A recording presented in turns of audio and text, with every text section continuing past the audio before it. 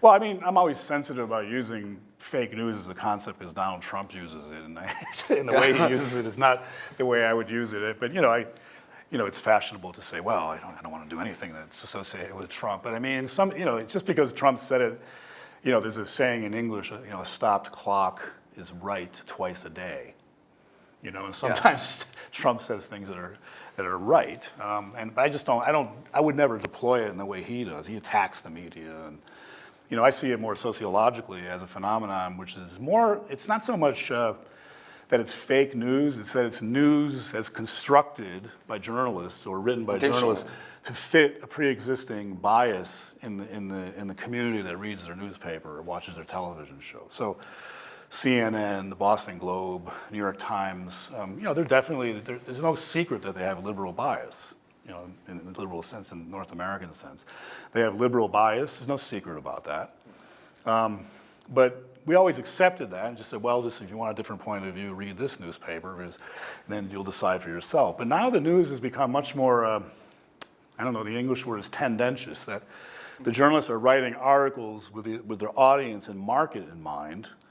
And they want to give a narrative, they want to give a story, a myth, or tell a story or whatever that fits the pre-existing biases and ideological dispositions of their audiences. And they're doing that because especially the newspapers are in trouble. And so, the Boston Globe has always been, say for instance, where I live, has always been a liberal newspaper, no question about it. It's Massachusetts, we call it deep blue state, I accept that. At least in the eastern part. But I think when they're writing stories now, there's a declining market for the Boston Globe. So I think they feel some pressure to create stories that fit what people want to hear. And that's a problem because what it shows is that the audiences for newspapers aren't seeking to get a balanced, objective view, this side and this side. They're looking for sources, news sources, which tell them what they want to hear, that confirm their own biases. And that doesn't seem progressive to me.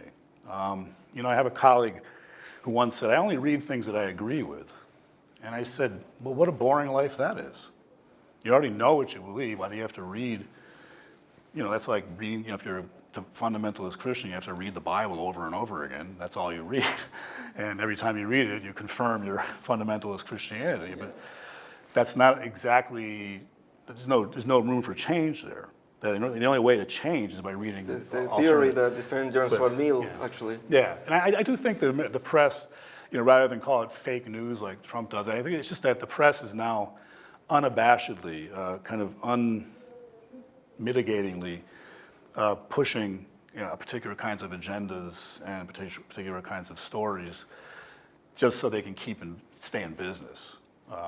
And it's really sad to watch, actually. It's sad to watch because what they do in a case like the Smollett case is that that's reported as a crime and they just accept that it happened. Rather than investigating it, they say, well, look, it's terrible. And some editorial writer... Look at this news. Yeah, and they just believe it at face value. But and there are audiences that want to believe that it happened, and they're sad that it actually didn't happen.